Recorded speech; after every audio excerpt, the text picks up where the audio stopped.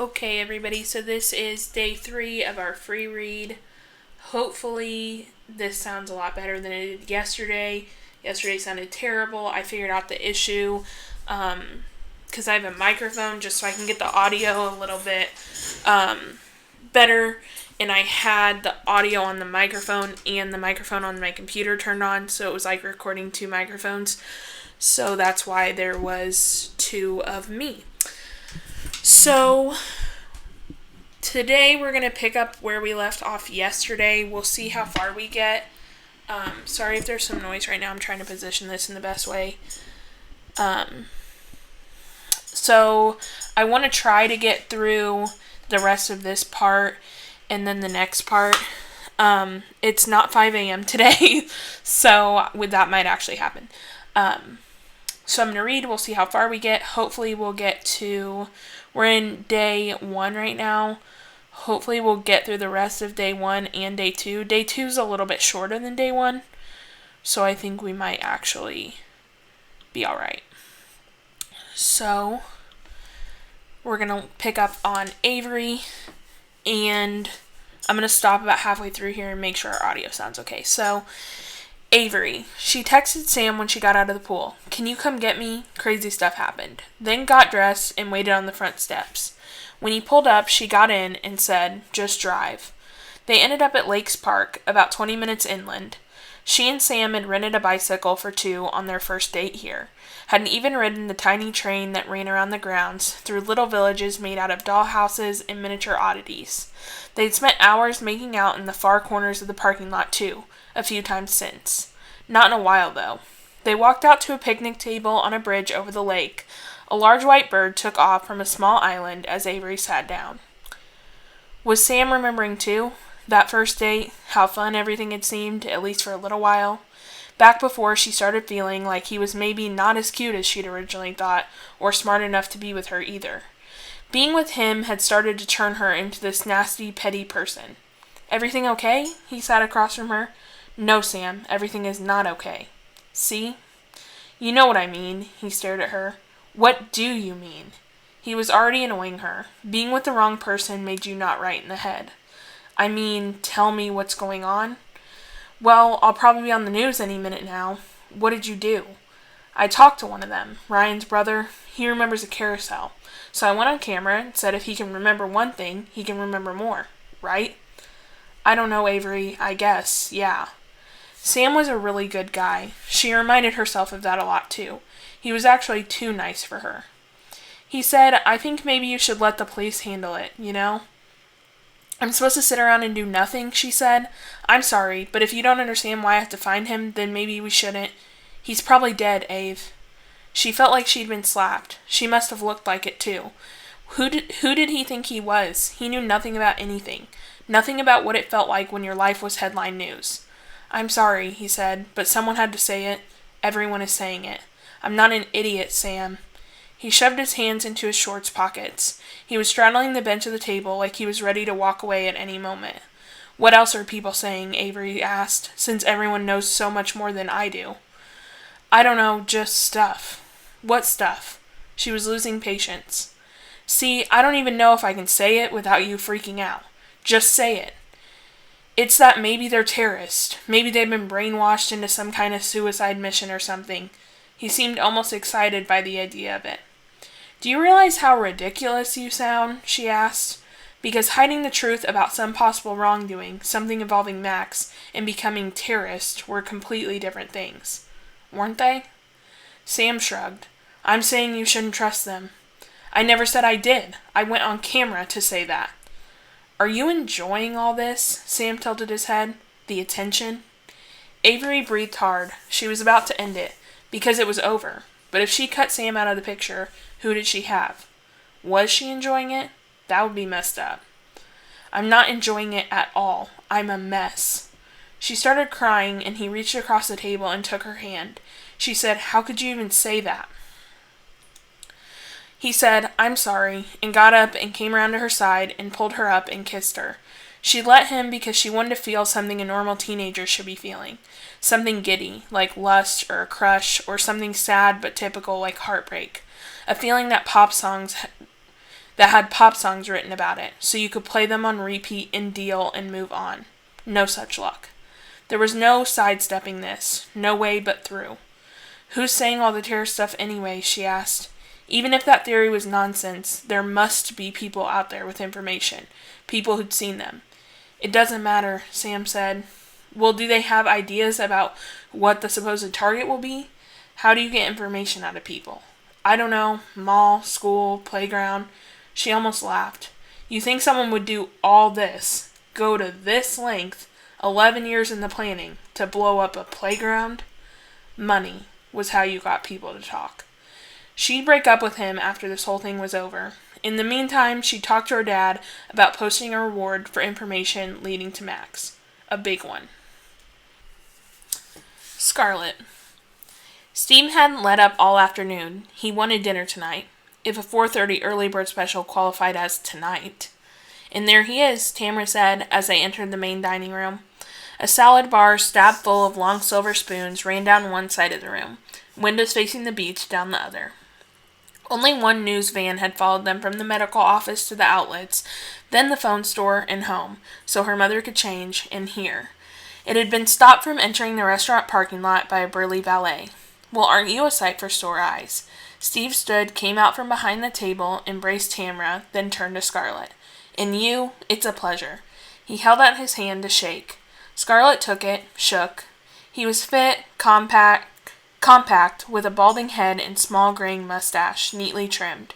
His eyes were borderline feminine, with thick lashes. He wore a necklace of twisted gold that peeked out at the neckline of a cream button-down shirt that was tucked into belted jeans. I have to say, Steve was shaking his head, let's just say I sure am happy to meet you. He looked at Tamara. This woman is one tough cookie, right? She's been through a lot. Yes, Scarlett said. She is. She has. Haven't I too? Am I a tough cookie? Do people like tough cookies? The table was round and too big for them, and Scarlett wished some of the others were here with her, wondered what they were all doing for dinner on this, their first day back. Were there big family gatherings full of hugs and happy tears? Were Lucas and his brother surrounded by shocked, grieving relatives and casseroles? And what about Max's family? Were they sitting at their table, hoping for the doorbell to ring, for it all to change to happy just like that? She didn't belong here with these two people. The view, at least, was lovely. A long pier, the water blue like ripe berries, white clouds like chalk, a burst of rainbow colors, someone parasailing by.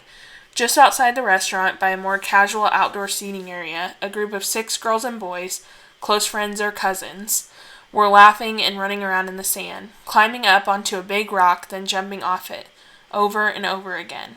Climb, jump. Climb, jump. Climb, jump. Do I have cousins? She said. Her mother looked at her like she just said something inappropriate. No, your Uncle Tom never married. Scarlett nodded. Another loss. Then she said, so you met at a bar? Yes, a bartender who doesn't drink. He leaned over and kissed Tamara. Speaking of which, drinks were being delivered to the table by a waiter carrying a small, round, black tray. I ordered your old favorite. I figured she'd back. We can celebrate, right? Her mother raised a glass. What a great idea. Are you sure about that? Scarlett asked. It's just one little treat, Steve said. Right, Tammy? You know, after so many years. Tammy. Scarlett's skin felt prickly. Was it a big deal? Did it really matter? She was becoming increasingly convinced as the day wore on that she wasn't going to be sticking around that long anyway. This just didn't feel like home. Probably she'd spend a year in high school there, apply to college, then leave. Leaving. Would that word ever be normal again? She pictured herself someplace cooler, someplace with autumn and a proper winter, in an Adirondack chair, maybe staring at a lake. Just staring. She said, well, I guess you've earned it. She ordered a ginger ale, then she turned her attention to the menu. Not entirely sure what food she even liked.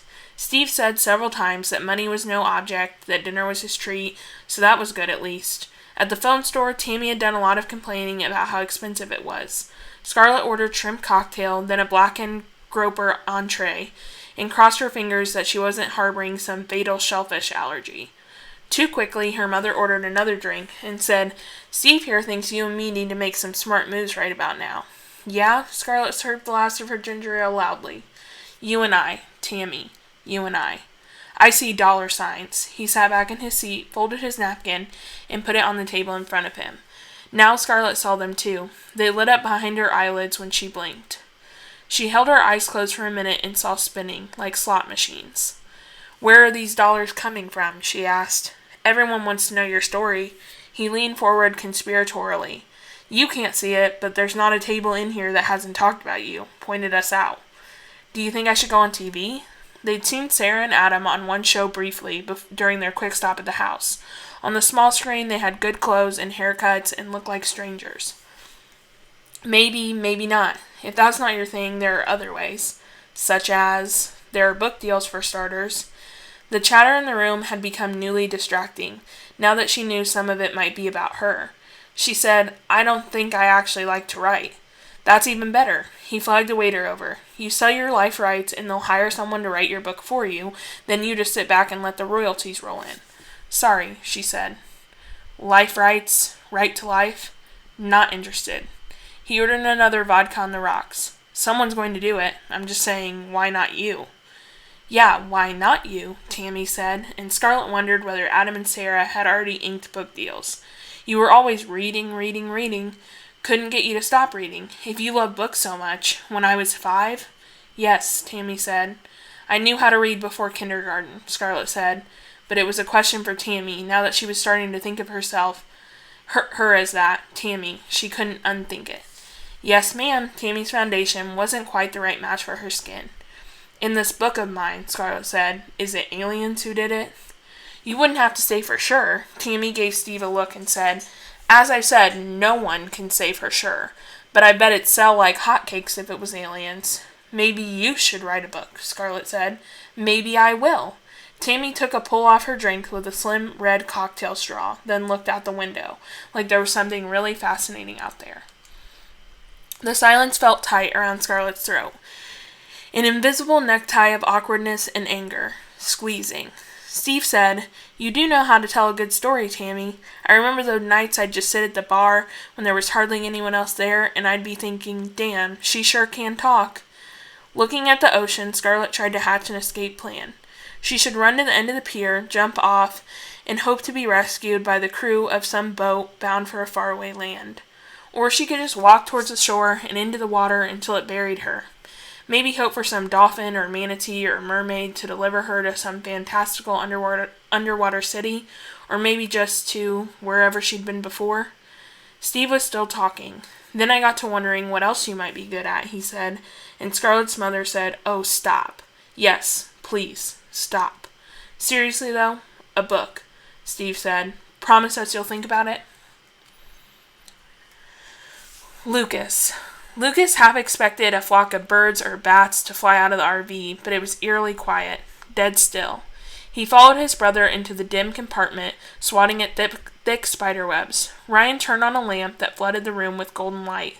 There were post-its and articles on every wall and cabinet door. Even the windows were mostly covered. A large whiteboard blocked one window, with crazy notes scrawled in black marker. Lucas saw his own name on the first box of 6 in the top left-hand corner and read, 1 week before it happened, Lucas said they were being followed by a man carrying wrapping paper. He turned to Ryan. What is this man with wrapping paper thing all about? Ryan came to his side and stared at the whiteboard while we spoke.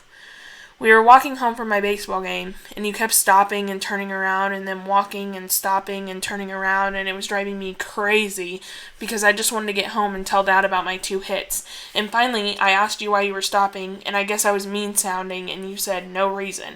But then a few minutes later you said, it's just there's a man following us. Ryan paused then, took a breath, shook his head. I told you that you were being ridiculous, and you said that he was carrying something that looked like wrapping paper. I said something like, ooh, scary man is going to wrap us up and take us to a party, and that was the end of it, until a week later when you disappeared. I told the police about it, and they interviewed some of the guys on the team, and people said they remembered seeing this guy with wrapping paper hanging around the ball field. But of course they never found the guy. There were a few attempts at police sketches, but none of them looked anything alike, and they started to think that the guys didn't really remember seeing the guy, just wanted to be a part of something and be helpful. Anyway, Ryan looked like he'd aged 2 years telling the story. If I hadn't been in such a hurry, maybe I would have seen the guy and everything would have been different. Maybe. Lucas felt his whole body untense now that he knew. Maybe he was just a guy with wrapping paper. Something that looks like wrapping paper, is what you said. What looks like wrapping paper? Lucas asked. You're the one who saw it. Ryan shrugged. His phone buzzed and he pulled it out. I'm supposed to meet Miranda. What's the situation with you two anyway? Lucas lifted a pile of newspaper clippings, then started to sift. The situation? How'd you meet? How long have you been together? Is it serious? Does she live here? What are we, girlfriends now? Alright, whatever, don't tell me. Lucas headed towards the bedroom section to see what was there. Hold up, Ryan said. Sorry, I'm not much of a, talker about stuff like that. Ryan sat down at the small kitchen table. Lucas came back and sat across from him. Their knees hit. The table was barely visible under piles of magazines and notes. She came into work one night about a month ago. You have a job? Part-time valet at Tiki Tower. That crazy-looking hotel? Ryan nodded.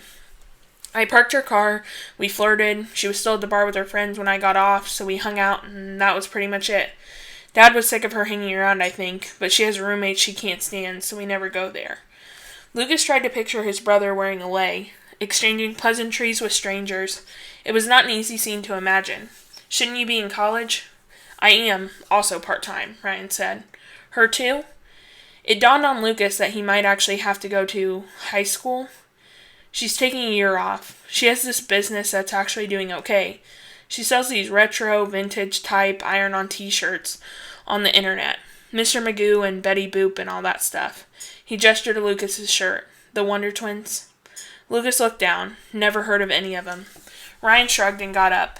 Anyway, I was thinking about seeing if she wanted to move in and start paying rent. Then hopefully you can start pulling your weight too. How am I going to do that? Lucas asked. I don't know. You can flip burgers, can't you? Mop floors. Whoever had you obviously taught you some basic skills. Or go on TV or something. Make cash off your sad tale. Why are you so mad at me? Lucas himself lit with anger. Could almost hear the swoosh of it igniting. Like 1 minute you're not, then the next minute, bam. This rage of yours directed at me is out of line. Ryan started crying. Full body sob. That was unexpected. Lucas waited it out. Didn't know what else to do. Avery had looked like she was about to cry too. Then Ryan said, I don't know, man. You're my brother, and I want to believe you and be normal. Wiped his nose with his bare arm. But how do I know? How do I know you didn't kill him? How do I know how to even act around you? I'm as confused as you are. Lucas moved to a small sofa.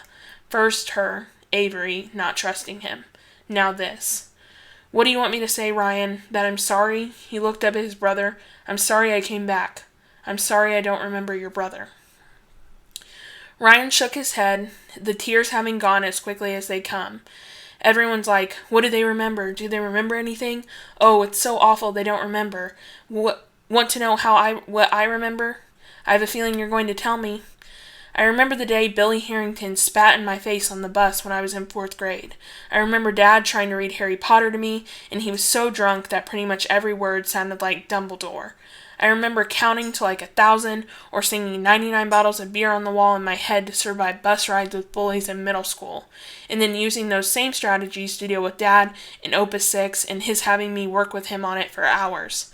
I remember this guy, John De Niro, who was always so mean to me. Then one day I was a jerk back, and then he ended up getting hit by a car, and I felt awful about it for years, even though he'd been this awful, awful person. I remember being made to eat food I didn't like, and night after night of going to bed early just to get away from Dad, even though I wasn't tired, and I'd just lie there wondering when my life was, going to get better, when things were going to change. I remember sirens and blood and dead bodies being dragged out of the school after the shooting. My friend Liam was dead. Everybody crying and screaming. That's what I remember. I remember being here. Head spins, bloody, backpack, gun, carousel. Lucas worked to still his mind, then tried to imagine his brother. Younger, bored, miserable, picked on, grieving, everything. Then half smiled. Thought you weren't much of a talker. Ryan gave him the finger, shook his head, sort of smiled too. I don't know, Lucas said. I'm sorry you went through that. You were there too. There was like an open house for families who were starting kindergarten the next year. I don't remember. Shocker. Another half smile. Did they at least catch the shooter? Because justice helped. It had to, right? Killed himself. Dad said that it was a good thing because Dad would have done it if he had it. Lucas sat quietly with that thought, rolled it around, trying it on for size, liking it. Justice, or something else. Revenge? Yes, that. Lucas said, I want to kill whoever did this to me. And the spin started up again. Reins, saddle, funhouse, reflections wrapping around gold poles, stabbing horses. Ryan waved a hand dismissively. You'll get over it. Why should I? Lucas put his hands up to his head like he might somehow physically steady it. You want to go to jail? Ryan said. Right after you got back? It'd be worth it. Well, if and when you find him or her or them, you let me know. So you can stop me? Maybe he needed medication for this thing in his head. No, thank you. Ryan went down the hall to the sleeping area. There was some slamming of cabinets, and then he was back, carrying a wooden box. He took a key off the hook on the inside of a kitchen cabinet, a pineapple keychain with a smiley face on it. Returning it to the table, he opened the box, then spun it around and pushed it toward Lucas. At the sight of the gun, Lucas stood, wanting to flee, wanting to tell Ryan to close the box, lock it, get rid of it. But then, 1, right, 2, left, hiss, click, snap, up, done. Everything stilled. Lucas took the pistol in his right hand, the magazine in his left, and loaded it up, like he'd done it 1,000 times before. Avery. Back at home around dinner time, there were no signs of dinner. Mom was in bed, surrounded by still more tissues. The woman had become a movable, flowering tissue tree, dropping fruit wherever she went. Have you eaten anything today? Avery started collecting some of the tissues and put them in a small trash can in the master bath. Where's Dad? No appetite. Where else? Avery breathed out hard. I'll make you something, she muttered. Guess I'll make myself something while I'm at it. Her mother rolled onto her side, away from Avery. Don't you want to know what's wrong? Avery wanted to scream. What's wrong, Mom? Her arm stiffened at her side. She held out a piece of paper to Avery. This was in the mailbox. Avery took it, mildly impressed that her mother had made it all the way to the Pelican by the street. It was a handwritten note on white paper. I'm close. I'm trying to get away like the others. Help. Max. Avery's hand started to shake. Really happening. Lowering the note, she said, Did you call the police? Her mom yanked another tissue from the box. They're useless. Avery went downstairs and thought about calling Lucas, but that didn't make sense. She didn't even have his number, if he even had a phone. She hunted around and found the card the detective who'd come by yesterday. No, not yesterday. It had been that morning. Today. This is what tragedy did. It slowed time to a freaking crawl. School would never start up again, not at this pace. She'd never have another birthday, never celebrate another Christmas. From that morning on, that phone call on, life was dog years. The card was stuck to the fridge with a magnet from a random cousin's wedding. She dialed Mick Chambers. He picked up. It's Avery Goddard. She waited. How can I help you? It sounded like he had no idea who she was. I'm Max's sister. Of course. We got a note from him. The ink was black ballpoint, the writing all caps. A note? Chambers said. Yes. Avery looked out the kitchen window, where a bee was bobbing near the rhododendrons. The setting sun was reflecting off the neighbor's window like a ball of fire. Some shuffling and then, okay, what does it say? I'm close. I'm trying to get away like the others. Help. Max. That's it? That's it. It wasn't her fault there wasn't more. Who knows about this? Sounding like an accusation. Just me and my mom. Maybe my dad, but I doubt it. Do me a favor, he said. Don't mention it to anyone. Until I check it out. No more little on-camera stunts. And if I catch a whiff of any social media posting nonsense... Chambers wasn't the most pleasant-seeming guy. It's a free country, Avery said. What are you going to do, exactly, to check it out? I'll send someone over to pick it up. We'll get it to the lab, dust it for prints or other trace evidence. Avery said, and you'll let me know? You'll call me? I'll speak with your parents, yes. It would be better if you just called me. He was quiet for a long second. Everything okay at home? Nothing's okay at home, she said. It's better if you call me, he said. Give me a couple days. Okay, she said, but she didn't want to hang up yet. Do you think it's really from him? He breathed so loudly that Avery pictured his nostril hairs cowering in fear. Truth? She stared at a flyer gripped by a magnet clip on the fridge. Dates and times for the auditions. Next Wednesday. A lifetime away. They had to post a reward before then. Truth. It's probably a prank, he said, sounding almost nice.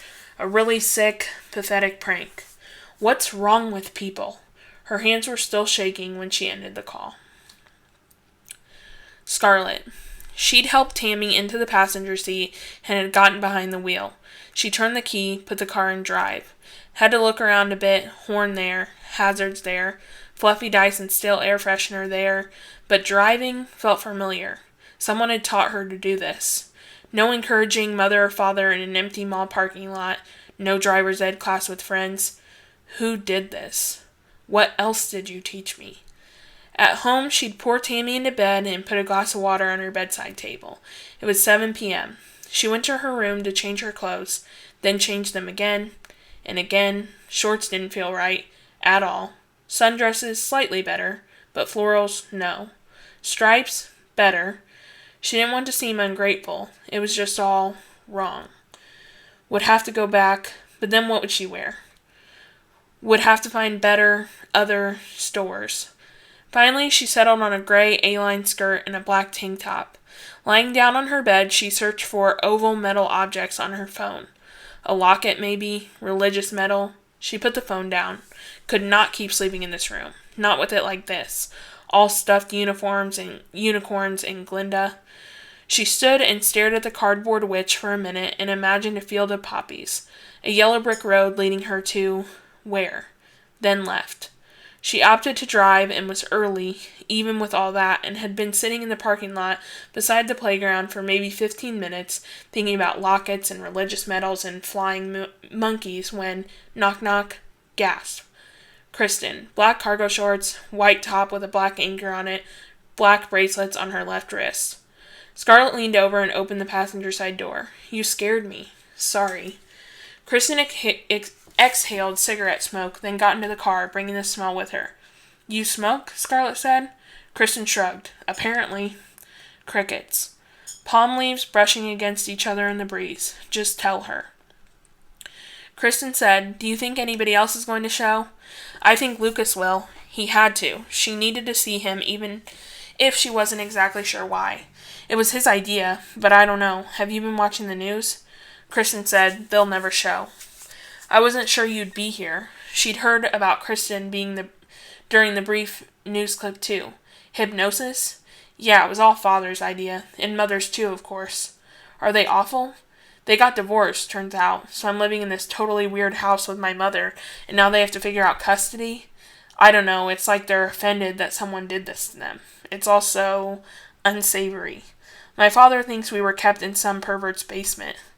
And they want you to be hypnotized so you can remember that?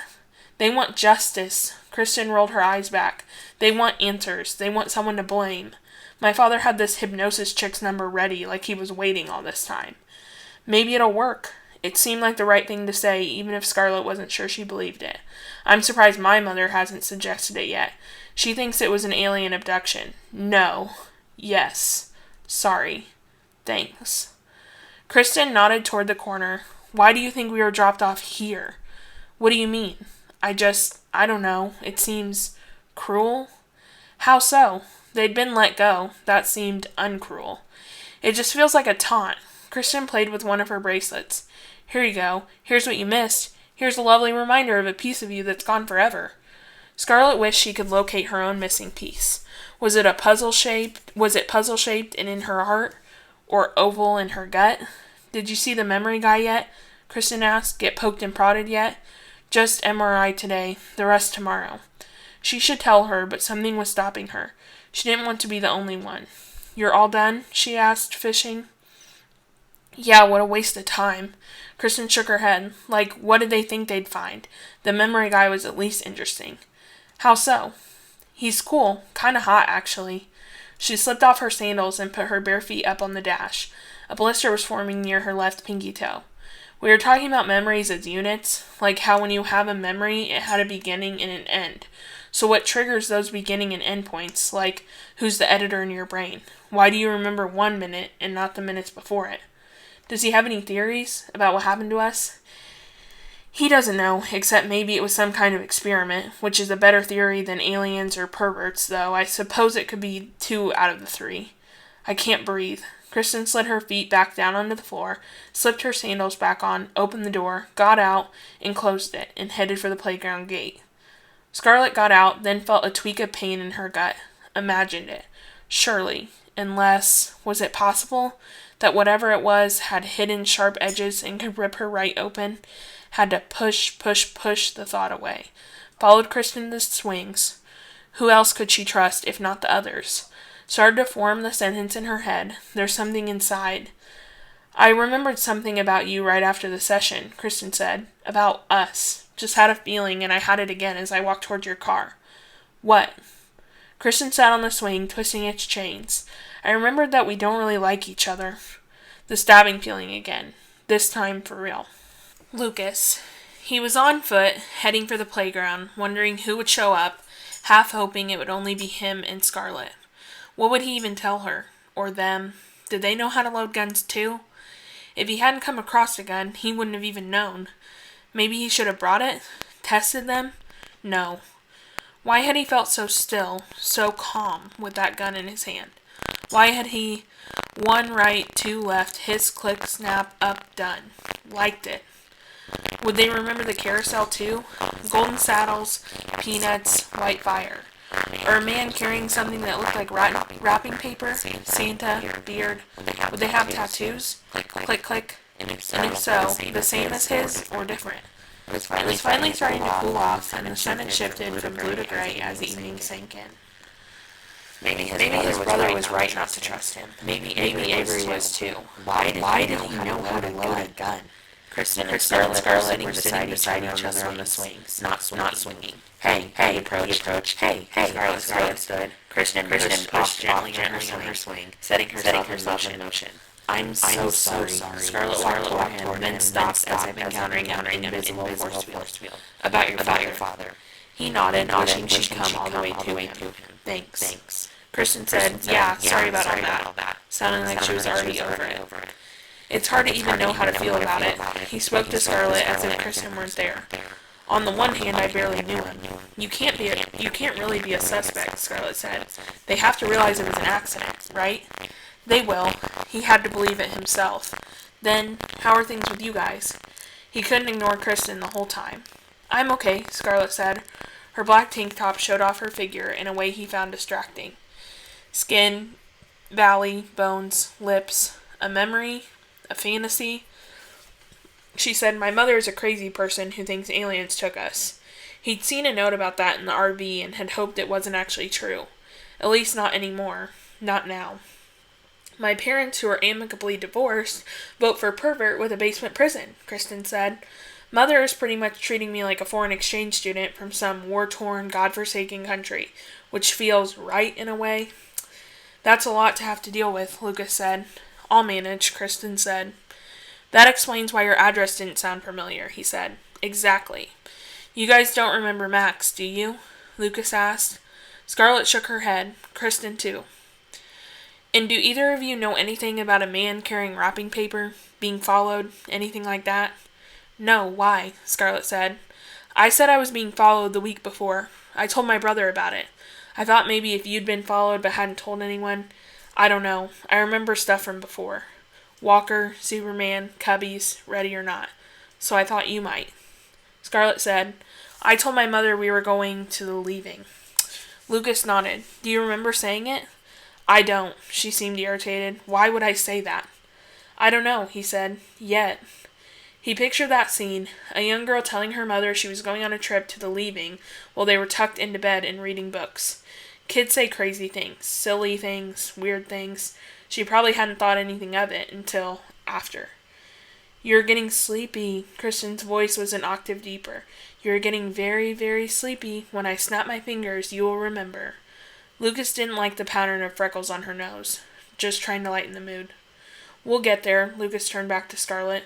We'll figure it out. We have to. He could practically feel the cool metal of the gun in his hands when he said, "Someone has to pay for doing this to us."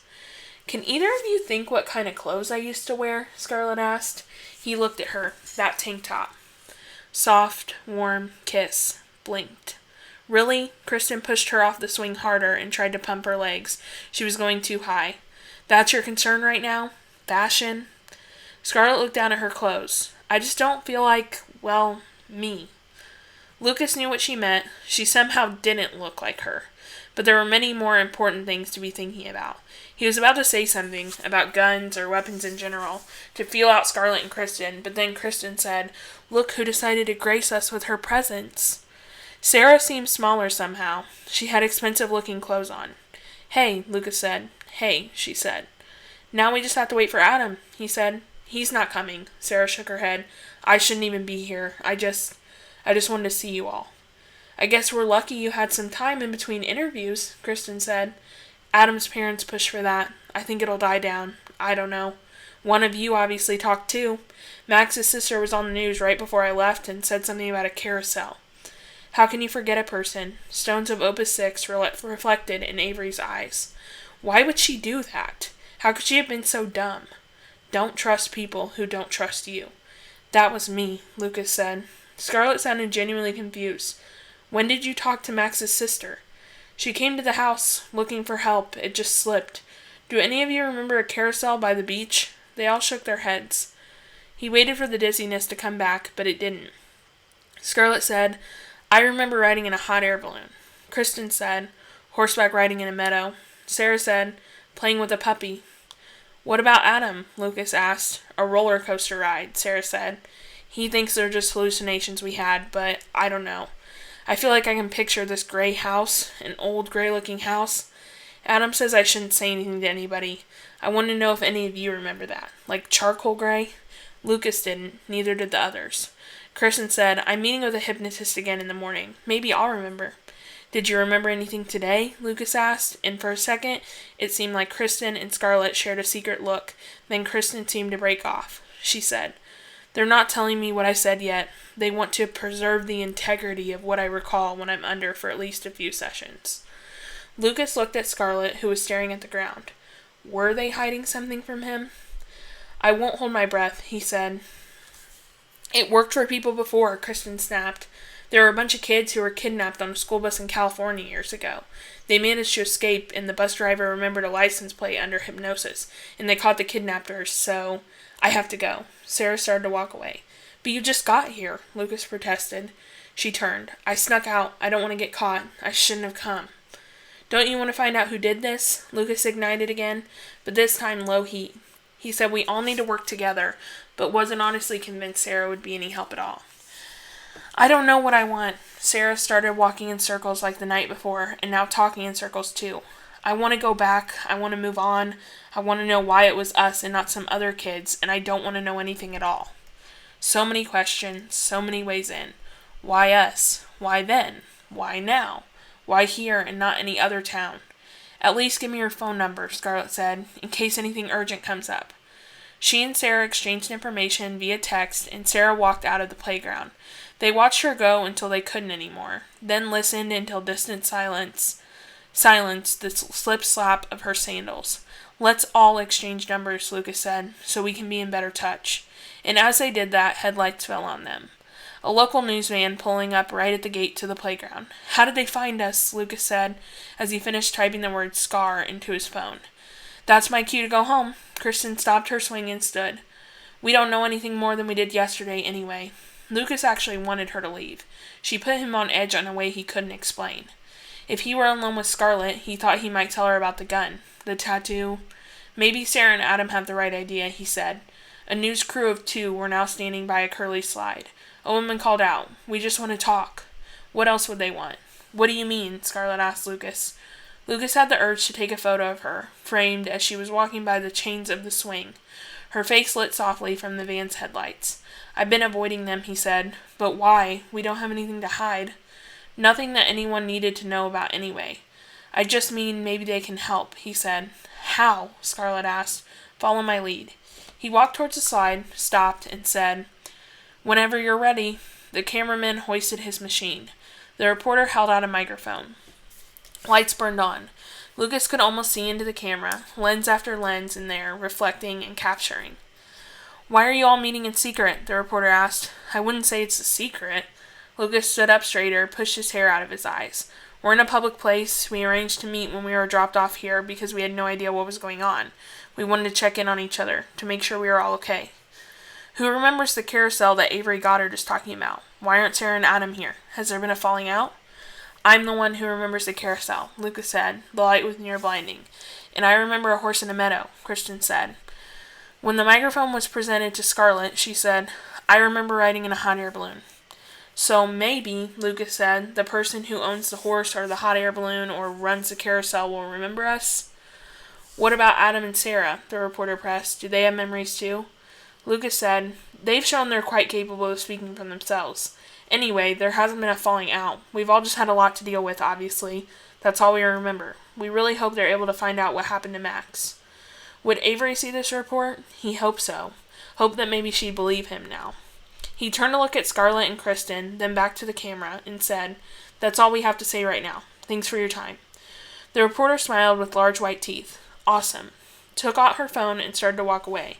"I've got the new lead on the leaving," she said. "We're heading in." Then the cameraman opened the van's back door, put the camera in, and closed it. They both got in. Their door slammed to sound like gunshots.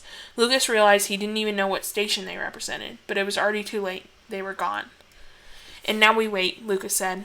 "I can drive you home if you want," Scarlett said to both of them. In her car, stopped at a light beside an RV camping site. Lucas thought about getting out, grabbing her hand and just abandoning the car right there. They'd hop in an RV and just drive and drive until they found a place where no one knew them. But then, Max. Avery. Wherever he went, this need to know what had happened would dog him. It had its teeth sunk into his flesh now, and would need to be dealt with, extracted properly. The light changed, and Lucas said, "It's up here on the right." Opus 6 appeared like a jack-o'-lantern, sections of it glowing golden with solar-powered lights. It seemed to have eyes and a mouth out of which came a winding tongue of lava pulsed weakly down toward where the car pulled up. "What on earth?" Kristen said. "This is Opus 6? Scarlett asked. Of course. They had never been here. Scarlett got out of the car at the base of the driveway and left it running, her door open. She took large, confident strides up the main path, casting her own shadows on the glow, and in a minute she was standing at the top plateau, where the final stone was supposed to go. She spun around, taking a full rotation, making Lucas think of sacrificial virgins on altars and ceremonial dances.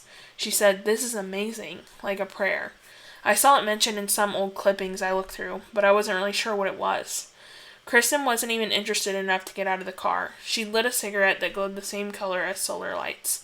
She was far enough away not to hear. The wind blew Scarlett's hair in her face, and she pushed it away. Lucas said, "Do you have the feeling that you and I were together?" He had no better way to phrase it. Then for a long moment he stared at her, waiting. Carousel, fire, click, hiss. She said, "I think so, yes." Day 2. Avery. There would be no break in spring break, no sleeping in, no time wasting. She had set an alarm and was waiting for her dad when he came down into the kitchen. She'd heard him on the stairs and had abandoned the maze on the back of the cereal box to pour coffee for him. Black, 2 sugars. "You're up early," he said when he entered the room, a tie draped around his neck. "We need to offer a reward for information leading to Max being found."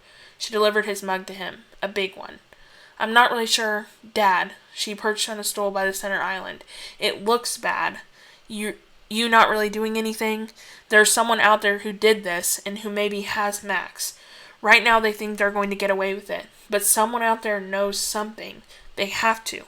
And money talks. I mean, if the note's real and he's really out there, we have to act. Now." Her dad took a long sip of coffee, then put the mug down and adjusted his watch. "How much are we talking?" "I don't know," she said. 10 grand, 20, 25. That's a lot, Avery. You can't put a price tag on Max, can you?" "That's not fair." Another sip and a moment of silence. "And the note probably isn't real. You get that, right?" She nodded. "Still." "I'll think about it." He put the mug down but didn't let go of it. She said, "While you're thinking, time is being wasted. If I do this, you need to not go on the news again. Deal." This was almost too easy. "It is weird though, isn't it?" he said. "What's weird?" "The carousel, the hot air balloon, horseback riding." He let go of his coffee to sort through a stack of mail. "Hot air balloon? It's on the morning news." He opened a bill. "They each have one unique memory. I hadn't seen." She turned the TV on. They were doing the weather, but it would cycle back soon. If not, she could look for the story on her phone. "So you'll do it?" He tossed the bill back onto the pile. "I'll do it. I just need to, figure out how one even goes about doing that. Talk to my lawyer, speak with the police, the FBI, and you realize it's going to bring out some crazy people." She went and kissed him on the cheek. "Thanks, Dad. You'll see. It's the right thing to do. The right message to send." He went to finish getting ready for work, and she just sat at the kitchen island and waited for the segment to air again. Which it did. She watched as Lucas and Scarlett and Kristen stood together in a playground, looked like the one over by the Publix, and stated their memories one by one. Sam would have more theories for sure, but Avery could now think of nothing other than Scarlett. She remembered looking up to her as a kid, remembered chasing her around the playground, playing games about fairies, and hunting for treasure. Now she was back, alive, gorgeous, and she was standing next to Lucas.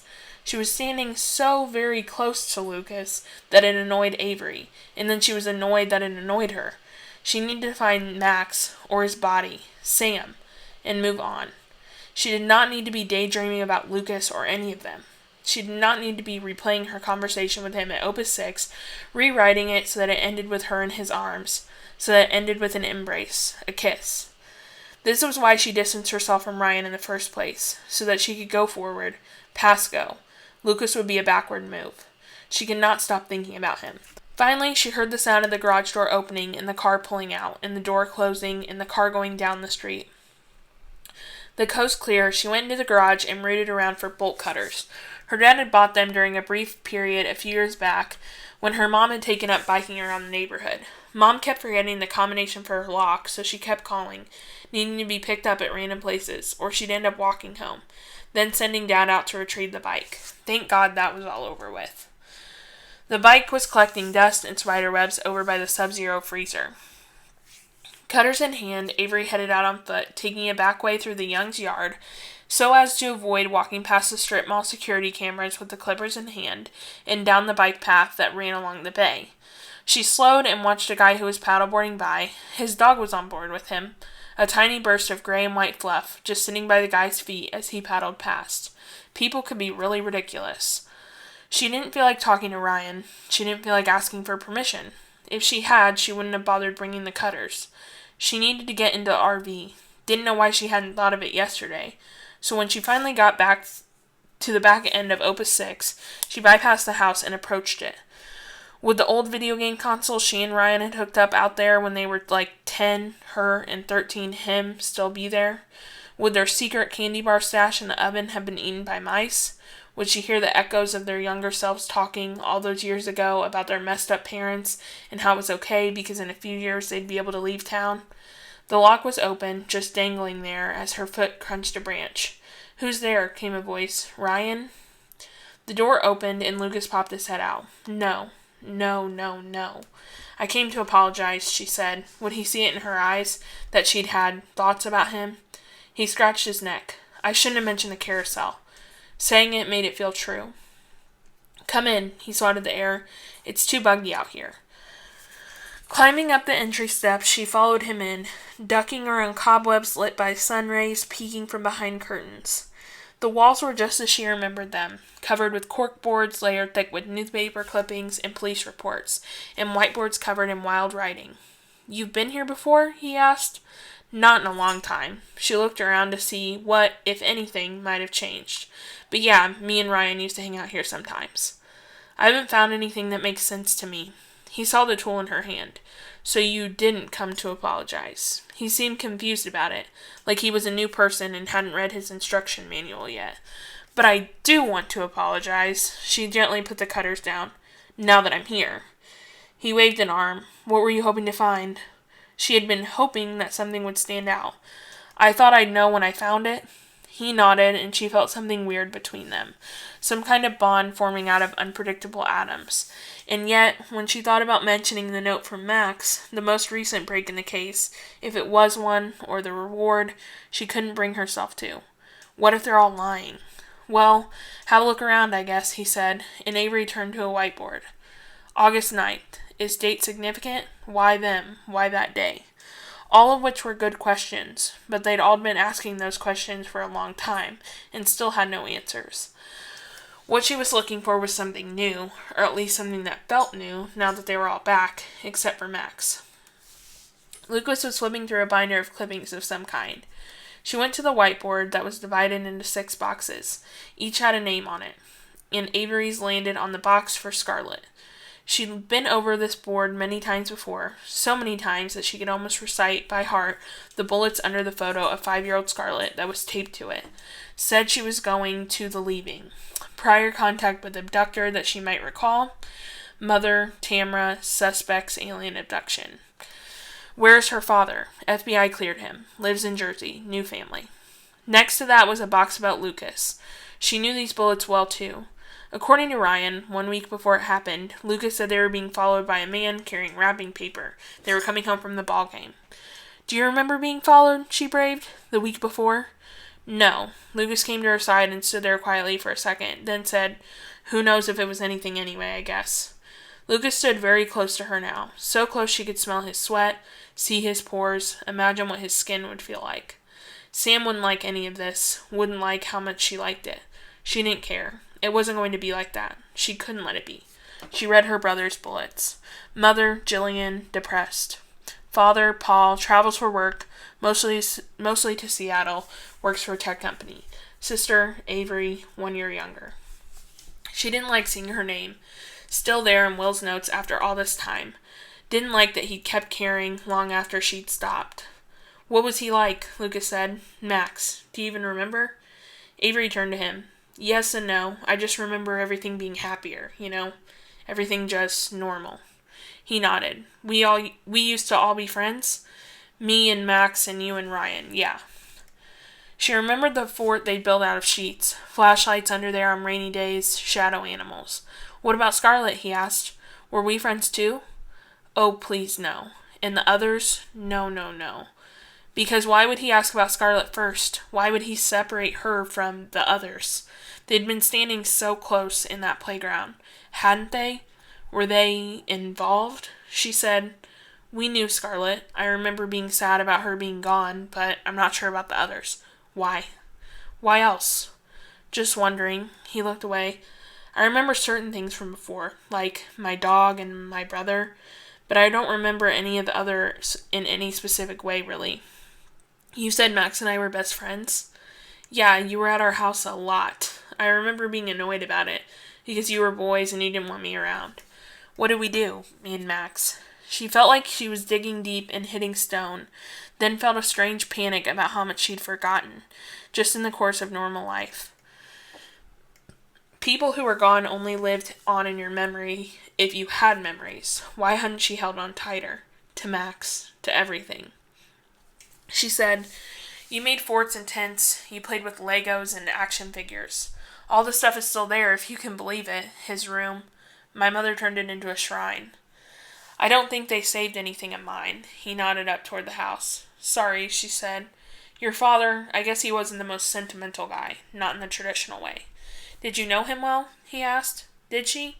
Not really. What had she been doing all this time? Only really through your brother.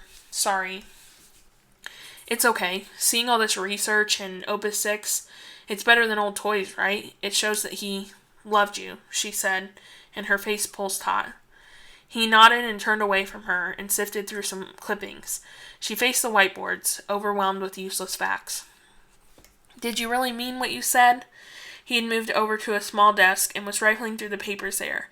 That you think we're hiding something? Avery looked at him, felt him transforming before her eyes, from an alien fake person into a real-life boy. Someone not to fear or distrust, someone maybe to pity or love. I'm really sorry I said that, she said, pretty sure that she meant it. Why the change of heart? Why trust me now? Why? Why? She wanted a good reason. She said, I guess if you really were hiding something, you'd come back with a better alibi. Not this crazy story about you not being able to remember anything. He nodded. She nodded. Some kind of agreement. They both went back to looking around, but she couldn't stop herself. Couldn't hold her tongue. Needed to know whether he was with Scarlett without actually asking. She said, It seems like Adam and Sarah are a couple, which would be really weird, right? Her face felt hot, like if they somehow remembered that. Yes, he said flatly, that would be weird. In the way he said it, she just knew. She had a calendar once, one she'd made by hand with a ruler and pen. It was a countdown to the approximate date she'd be able to go away to college.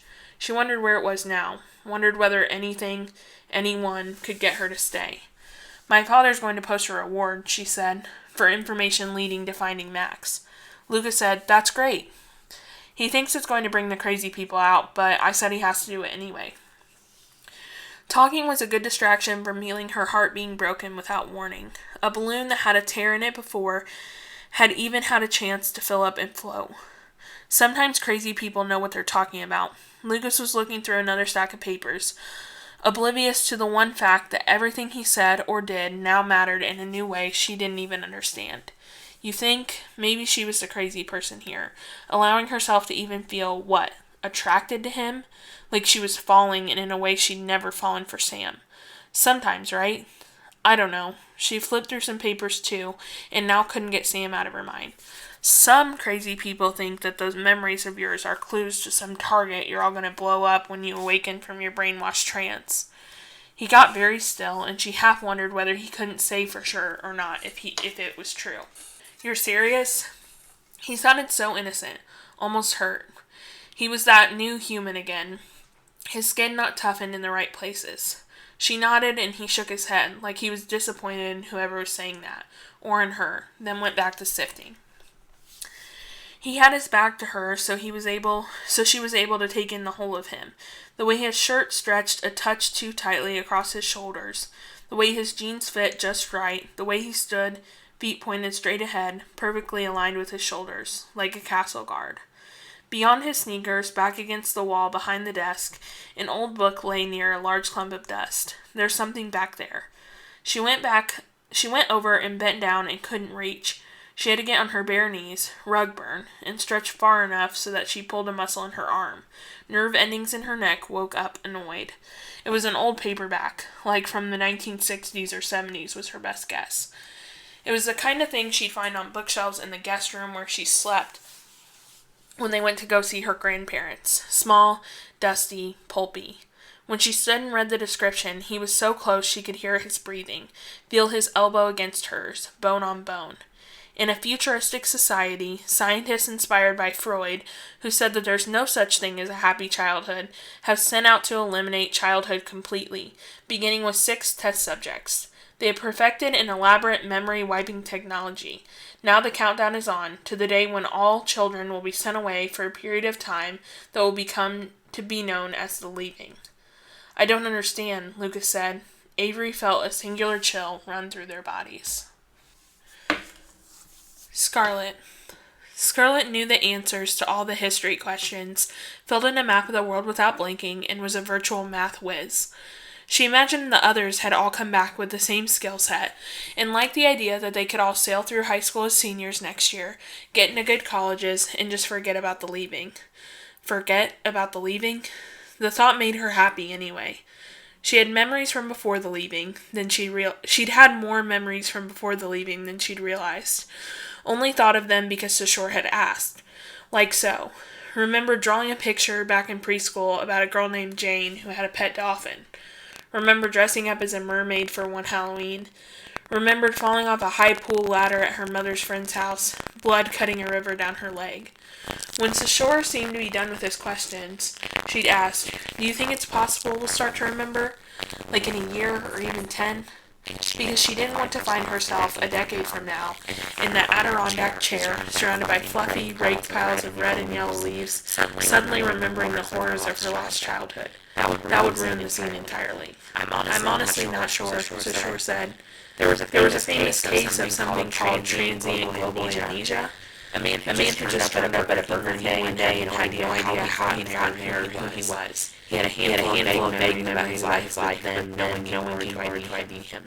That is really depressing. She wondered whether Tammy would have come to her at Burger King if she'd had to. Is that what we have? She watched the shore, counted his blinks. 1, 2, 3. No.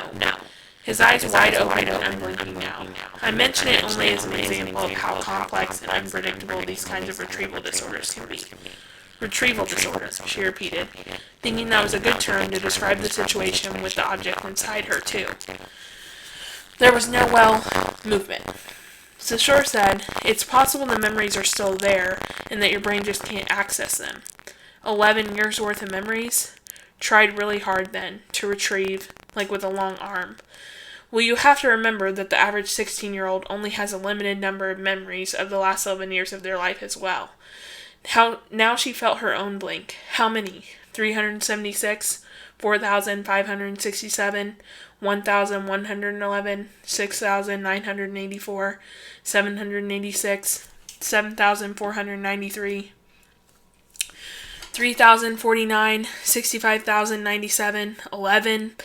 3,009,099, 8,765, 9,089,888. That number's real big. I don't know what it is. 85,968, 85,969. No way to know for sure, but think about it this way. The majority of people walking around probably have no exact memory of their 8th birthday or 10th birthday or of their 9th Christmas or any of that. Normal people don't remember everything. Normal people forget. Do normal people ever have just one memory that is so very unrelenting, unavoidable, unfathomable? The hot air balloon and carousel and all, she said. Do you think those things ever happened? She spent her time in the waiting room searching for hot air balloon companies and carousels in the area on her phone. Horse stables too. It was useless. So far, Lucas's plea to the world to help them had turned up nothing, and she had zero expectation that it would. As I told Lucas and Kristen, Sashore said, it's a lot easier to implant a fake memory than it is to erase a real one. Though it's true that people are having success in treating trauma victims with post-traumatic stress by just recasting the trauma, like if they witnessed a car accident or something awful, but the reverse is much easier. So it's possible that the hot air balloon in memory was implanted in you, though to what end? It would be one thing if you remembered that your captor was a man, say, with a scar on his forehead, because if that were a fake fact, an implanted memory, it would throw the police off the trail. A hot air balloon? What's the point? He went on to say that the problem now was that source errors could creep into their minds, that at least in terms of helping to locate Max, Scarlett, and the others, were becoming less reliable with each passing second. You'll think you're recovering your own memory, he explained, when it's actually something you've pulled out of a news report or a movie or article. Great. She asked, do you think hypnosis could really help? Then tried to imagine it. You're getting sleepy. Very, very sleepy. Was that how it really worked? I have my doubts, Sashore said. The person Kristen is working with has been the center of an ongoing controversy for years now. She's been involved in a few prominent abuse trials, and there's concern about false recovered memories. She said she remembers not liking me, Scarlett said. How does that work? Like memories of emotions. It was a nice roundabout way of asking about her longing for Lucas. She'd answered yes to the question about being in love. She couldn't recall a single incident of kissing, but had a visceral memory of what it would feel like, had felt like, with him. Last night at Opus 6, it was all coming together. So many rocks and winding, looping paths. She liked it there. She felt that way too. Maybe when they were together later, just the two of them, like they'd planned, they'd know. Know what, though? Something, anything. Sashore said, the aspect of memory is still one of the most mysterious. Do you think it's weird that I'm not sure I want to remember where we were? She asked then. He shrugged. What do you want? She considered saying, to be with Lucas, or to be with Lucas again. What she said instead was another truth. I want Tammy, that's my mother, to accept that aliens weren't involved. He laughed. No, she said, for real. Oh, he cleared his throat. Well, that's unfortunate. Scarlett liked this guy. I did a study once of people who claimed they were abducted by aliens, he said, surprising her. I wanted to try to see if they were prone to false memories and other facets of life. What did you find out? That people who think they were abducted by aliens really want to believe they were abducted by aliens. He smiled and picked up a tiny horseshoe from a game on his desk, tossed it into a small sandbox, missing the pole. And that they get mad at you if you suggest that maybe they experienced an episode of sleep paralysis and it was scary and now this is how their brain has constructed a script around it. It gives their life meaning. That sounds like her all right. She keeps saying how we were chosen for this special thing. Well, you were, he said, and wrote down the word chosen, underlined it. But probably not by aliens. Just don't tell her that. So I'm pretty much doomed, she said. You'll be okay, he said. You're strong, all of you. And you seem like, I don't know, good kids. So whoever raised you seems to have done a decent job, if you discount the fact that it wasn't his or her right to do it in the first place. Either that or you all formed a support system for each other. Can I try? She nodded at the game, and he pushed it towards her. Actually, I have one more question for you, he said. It's really just for my own research purposes. She took the tiny horseshoe in her hand and aimed. What's that? She asked. I know you were only 5, but do you remember anything that was happening in the world before you disappeared? Such as anything, like a presidential election or a space shuttle launch. I'm interested in when a shift occurs and memory starts to include not just small personal memories, but has more context in the world. Scarlett's knee-jerk feeling was just to say no, but then she took a minute. The world, the news, her mother's clippings came to mind. Oh, like that school shooting? She said, adjusting her grip to the toy. You remember hearing about that? The shore sat up straighter. Well, no, she said. I saw it mentioned in some articles about the leaving. She tossed and her horseshoe clinked around the pole. I imagine that would be the kind of thing my mother would have gone out of her way to make sure I didn't hear about, right? Since I was going to be going to the school. Probably, yeah, he said. Makes sense. He held up another tiny horseshoe. My turn. Lucas. Ryan wasn't home for Lucas to ask questions about the book, so he started reading it. The Leaving, by Daniel Orlin, copyright 1968, was a slim 150 pages. The author bio said only that Orlin lived in Florida, and this was his first novel. In it, Frank Mamet had decided that he doesn't want his son, Joseph, to go away to the newly enforced government leaving period. They think they can raise their kids better than I can, he says at one point. They're wrong. Because sure, children should be protected from society's evils, but by their parents. And they simply can't be raised without an awareness of the realities of the world around them. A whole generation, oblivious to the truth of the human condition, is a recipe for the collapse of society. On the eve of Joseph's leaving, Frank takes Joseph on the run, and while they're being chased down by leaving police, he tries to teach Joseph what life was like before the new government was formed and the leaving started, telling him stories prompted by a small collection of old family photos. All the while, they are searching for a mysterious man who supposedly grants exceptions to families who are willing to go to work for a burgeoning shadow government. His wife wants her children to go away like all the other kids. She wants them to be protected from the horrors of childhood. She is newly diagnosed with cancer and wants her children to not witness her decline in death. She wants them to leave and come back like the others, with memories of having had a happy young life. Frank has taken their son against her wishes. Eventually, Frank finds a community of people who are off the grid, living the old-fashioned way, raising families together in an underground city cut off from society. He very much wants to stay, but he has left behind a dying wife and a daughter, so he leaves his son there and goes out to try to bring them back.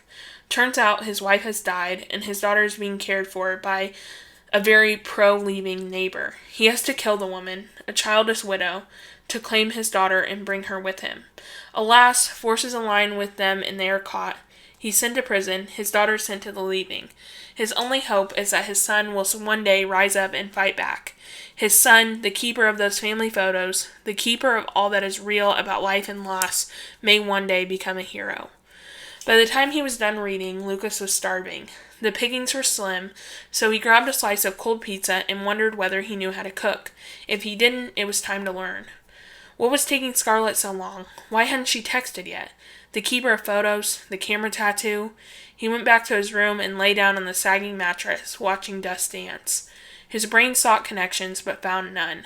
Then soon, noises. Ryan, Miranda, the TV, the news. Meanwhile, the victims of the leaving are starting to be met with increasing skepticism about their story that they don't remember anything about the past 11 years, or about Max Goddard, whose fate remains unknown. Lucas got up and joined them just in time to see the clip of Avery playing again. They must know something. He shouldn't have rushed her out of the RV like that. Shouldn't have told her that no, she could not come talk to Ryan with him.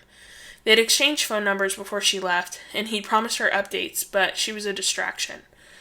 Have you ever seen this book? Lucas held it out to Ryan.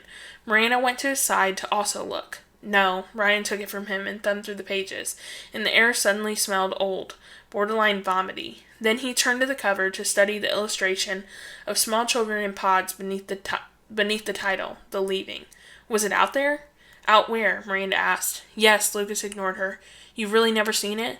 No. Ryan turned it over. Miranda stood at his shoulder, also reading the back cover. That is messed up, she said, almost too quickly. There have been a few books, Ryan said. This was written in 1968. Wait, Ryan said. This is ringing a bell now. Dad was writing to some author's son or something. It was a few years ago. I'd stopped paying attention, and he'd stopped telling me what he was doing anyway. Where's his computer? Bedroom. They went down the hall together, and Miranda followed. Ryan powered up the laptop on the desk in the corner, and they waited. Lucas hadn't been in there yet, hadn't seen how his father had been living, in a small brown room that barely fit the queen bed and desk. Lucas was sure there had once been curtains with flowers on them, perfume bottles on silver trays reflecting sunlight, but she was long gone, and all that was too. Miranda had the book now. If you don't mind my saying it, this is a stretch. Lucas said, Scarlett told her mother she was going to the leaving. All right, Miranda said. So you think it's the author, or his son? Maybe, Lucas said. I don't know. But it had to mean something. When the monitor lit, Ryan clicked to an email bookmark, and the mail loaded. Lucas went to sit at the desk. There was a lot of recent spam, and more than 35,000 emails in the account. So Lucas searched for the name Orlin, and found a correspondence with the author's son, Paul, from several years ago. Thank you for your letter, Paul had written. I handle all my father's correspondence that he has gotten on in years. I'll read through this, Lucas said. I'll tell you what I find. Ryan nodded, of course, and took Miranda's hand, and they left. I would say that my father's novel became a cult classic in the truest sense of the word. It's not that it was cherished by a small group of people, it's that it's become a doctrine for a smaller group of fringe elements. People who really thought the country was going to hell and that the government could do something about it. He had a few boxes of fan mail, which makes it look like he has a lot of fans, but they're mostly repeat customers. People who called him a visionary. He was for a time a well-respected scientist, but his reputation suffered after he wrote the novel. Mind you, the print run was minuscule. People thought he started to let the more out-there ideas he put forth in the novel creep into his research, and that he'd lost his way. Maybe he had. Anyone who saw any value in his scientific work, which focused on erasing memories, mostly saw applications for PTSD, but he started to move away from that line of research, which is a long way of saying yes, it's possible the situation you are describing has something to do with his work, though I can't for the life of me see a direct connection, unless perhaps a fan? His father had written back, Can you send me the letters, or the names and addresses of his biggest fans? Did you ever speak with the police after my son and the others disappeared? Didn't you see a connection? The email was never replied to. How had his father even found the book? Lucas's own Google search turned up almost no hits, and none of the coverage Lucas had seen of the leaving had mentioned it at all. Had his father gone to the police with all this? Lucas opened a new window, and his fingers went to work. He knew how to type, and quickly. He composed his email without a single wrong keystroke. It is with regret that I write to inform you that my father, Will, with whom you have corresponded on this matter, has died. I am his son, returned after 11 years with no memory of that time. As you may see if you follow the news at all. I was hoping we could meet. I am interested in this line of research my father was pursuing with regard to your father's book, in Fanbase as a potential inspiration for this crime. He hit send, then found a barely there Wikipedia page about Daniel Orlin, noted again that he lived in Florida. Then mapped directions to Tarpon Springs. A day trip. Easy. Clicking away from the window, he noticed the screensaver for the first time. It was a photo of him, Ryan, and their mom and dad. On the beach, smiling. His mother with heavy black sunglasses on. He wanted very much to see her eyes through them, but he couldn't. So he closed his eyes and tried to picture them there, but drew a blank. His phone buzzed. "I'm home," Scarlett had written. "On my way," he wrote back. The computer dinged. The email had bounced as undeliverable. Avery. They were hanging out on the lanai, eating popcorn and making a list of suspects who might have written the note as a prank.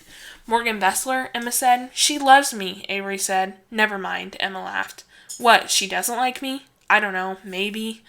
Chambers had sworn her to secrecy, and she'd sworn Sam and Emma. It wouldn't be her fault if they blabbed, and to her credit, she didn't say a word about the old book. Lucas's secret she felt she had to keep, if only to keep his trust now that she had it. If she even did. At the very least, she had his phone number. That was something. "I'm thinking Maddie Corrigan." Avery couldn't decide if she wanted to bother swimming or not. "She's just evil for evil's sake sometimes, you know? And she had a crush on Sam around the time we started going out." "Don't drag me into this," Sam said. He got up. "I'm going in."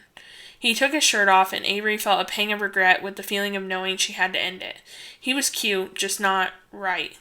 He dove in, and she made a wish that when he resurfaced, she'd see his face and think, "Of course I want to be with him. Why wouldn't I?" But when he came up and wiped his lids before opening his eyes and flicking his hair off his forehead, she felt nothing. What if it's really him?" Emma said. "What if it's really Max and he's just scared?" "I highly doubt he'd write a note and put it in your mailbox," Sam said. "How would he even know the address? It's not like he'd remember, would he?" "No," Emma said. "Probably not. And if he can show up here to drop a note off, why not ring the doorbell? It makes no sense." "I'm telling you," Avery said. "It's Maggie Corrigan. It has to be." Emma said, "She's definitely at the top of the list." "Oh man," Avery lay back in her lounger and put her sunglasses back on. Rita was inside vacuuming, and Avery found the sound comforting. "I need to plot my revenge." Sam said, "I want no part of whatever evil scheme you dream up." He grabbed his stuff, kissed Avery on the lips quickly, and said, "I've got to go." "All right," Emma said when he'd left. "I'm dying. I'm going in." She got up and adjusted her polka dot suit and dove in, then swam underwater the length of the pool. When she surfaced at the far end, she pushed off and backstroked to Avery. "Do you think they'll go to school?" she asked, putting her forearms on the pool's edge and resting her chin on her hands. "Who? The ones who are back?" "I guess so," Avery said. "What else would they do?" "It's weird to think about," Emma said. "That one guy's hot." "Lucas?" Avery's gut tightened. "No, the other guy." "Oh, right. Yeah. Good." "Good?" Emma pushed up out of the pool and grabbed her towel. "Why good?" "You have to promise you won't tell Sam, or anyone." Emma crossed her heart and rolled her eyes. She shook her hair in Avery's direction, getting her wet. "I went to see Lucas yesterday. We spent some time in the old RV, and his dad had that I told you about. We were friends when we were kids and stuff. It's just weird seeing him now, and well, you're crushing on this guy?" "I wouldn't call it a crush." Avery suddenly felt older and wiser than Emma. "We have something is all. Some kind of bond." "I thought you didn't trust him," Emma said. "I thought for sure I saw you on the news saying something like that." "I do now. At least I think I do. The way he looks at me. In my world, we call that a crush." "Since when do you watch the news?" Avery asked. "Only since it involves my best friend." Emma sat down and got settled again with the magazine. "That would be such a waste," Avery said. "I mean, to finally decide to do that and get it out of the way and then not know." "Seriously," Emma said. And Avery sat wondering about Lucas and Scarlett, but she mostly tried to push the idea out of her head. They were only a year older than her, and tons of kids waited longer than that. She grabbed Emma's magazines and said, "All right, lady, let's hear this audition song of yours." "Now? Here?" "All the world's a stage, my dear." Emma pulled her tank dress on over her swimsuit and stood by the pool steps and sang "When I Grow Up" from Matilda the Musical, which everyone had wanted to be the school play, but it wasn't allowed for some annoying rights reason. Emma was pretty much nailing it, and Avery was suddenly very grateful for her sunglasses because it was a weirdly sad song about how things will be better when you're grown up, and frankly, she wasn't so sure. She felt herself bloating with emotion and willed it back down. Cheers erupted from a distance when Emma was done. Avery got up and joined her, looking out toward the bay, where a small motorboat was passing. A bunch of older guys holding beers whooped and clapped. "Can we come over?" one of them screamed. "Oh my God," Emma said. Avery cupped her hands by her mouth and shouted back, "Losers!" Emma pinched her arm. Why do you have to be like that? Because I am, Avery said. A pirate tour boat was next to pass, larger, farther out in the water. It was painted black and flew a skull and crossbones flag. Avery had never been on a pirate boat and thought that if she had a brother longer, she would have. Someone with a too loud microphone said, "Land ho, mateys." "You're going to break up with Sam, aren't you?" Emma said. Avery said, "Afraid so." They went back to magazines, and Avery got her phone out and went to Amazon and eBay. There appeared to be no copies of The Leaving for sale anywhere. Or wait, one. But it was in Wisconsin and cost $35. How long would it even take to receive it? And where the hell were her flip-flops? And why did he have to grab the book like that? Why hadn't he asked her to go up to the house to talk to Ryan with him? She'd been the one to find it. How could a book that sounded inspired by The Leaving have been written before The Leaving? She ordered the copy in Wisconsin, even sprang for expedited shipping. She'd figure out the connection, and she'd go to Lucas with it, and he'd realize how amazing she was. Together they'd figure out where Max was. The thought of it made her heart tingle and flip like tumbleweed. She imagined it rolling down the street and plunging softly into the canal where manatees come to stay warm. Scarlett. Brushing her hair, Scarlett felt the weight of it dragging her down, and suddenly, very badly, wanted a haircut. Who had been cutting her hair all these years? Maybe it wasn't actually the clothes that were wrong. Maybe it was the hair. She hunted for scissors, then went into the bathroom. Using a comb, she wet her hair a little, then pulled half a head over her shoulder and chopped off 4 inches in jagged cuts. Snip, snip, snip, clumps, falling and feathering to the floor. When she went to do the other side, she realized, of course, that she couldn't, so she went to find her mother and presented the scissors. "I need help." Looking horrified, Tammy said, "What on earth?" then stopped herself with a disappointed huff. "Come, sit." They'd had an argument. Scarlett had declined an invitation to go meet some of Tammy's friends tonight at the abduction group gathering. Since then, their interactions had been limited to short exchanges every time Scarlett came out of the bathroom. Anything? No. Anything? No. So this was progress. Tammy put her scissors down and ran her hands through Scarlett's hair, fluffing it up some. "Best I can do," she said. "Thanks." She turned and grabbed a magazine and a glass of lemonade she'd already poured and said, "I'll be out back to the grind tomorrow, so better get some sun." "Yes, better do that." Now Scarlett waited on the front steps, studying the front yard for the ghost of her childhood self. She tried to conjure an apparition of herself blowing bubbles or skipping rope, but couldn't. What had ever happened to the pink flamingo anyway? She'd have to ask Tammy later. Lucas appeared on a bike and came to an awkward, almost crash stop out on the front sand. He leaned the bike against a palm tree and walked with purpose towards her. She half thought he was going to grab her and kiss her from the look of intensity on his face, and she felt her whole body perk up at the idea of it, a tingling in her lips and other places, all over. He held out a book to her. "I found this in my dad's stuff." She took it from him and read the title. It was written before we were taken, and felt like she was back on the cliff of her life, the time her existence was an abyss. "Hey," he said, catching her. She flipped to the back and read, "Futuristic, eliminate childhood, memory wiping, countdown." Where did he get this? She felt her body wake up in a new way, all those lights going back on at once. What does it mean? "I'm going on a trip, to The Leaving." Had she seen this book? Read this book? When she was 5? "I don't know," Lucas said. "I don't even know how he heard about it or where he found it.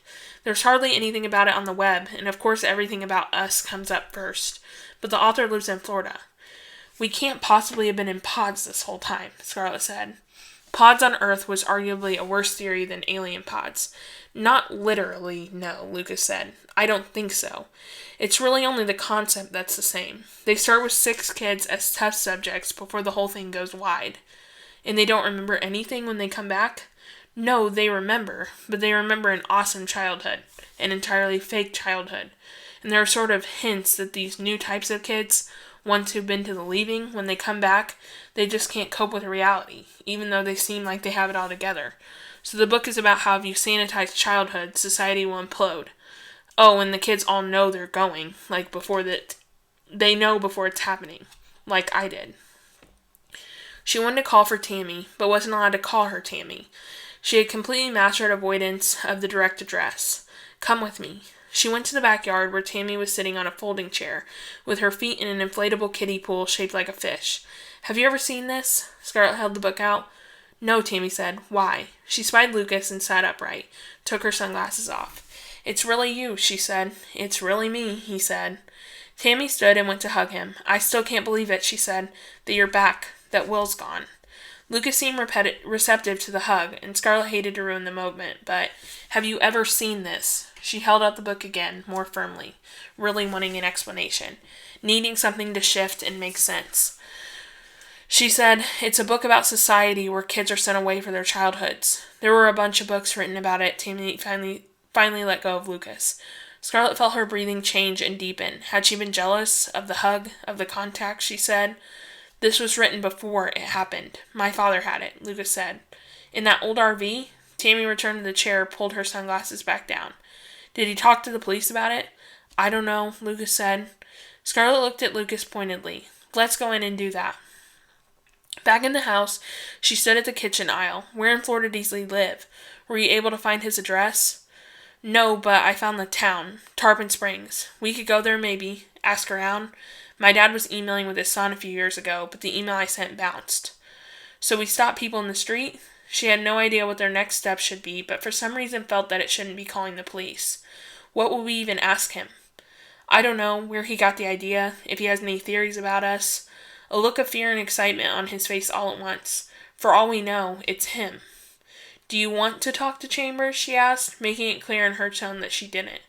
What are you two plotting? Tammy was there. She'd brought her scent of sunscreen, coconut, and chemicals with her. Nothing, Scarlett said.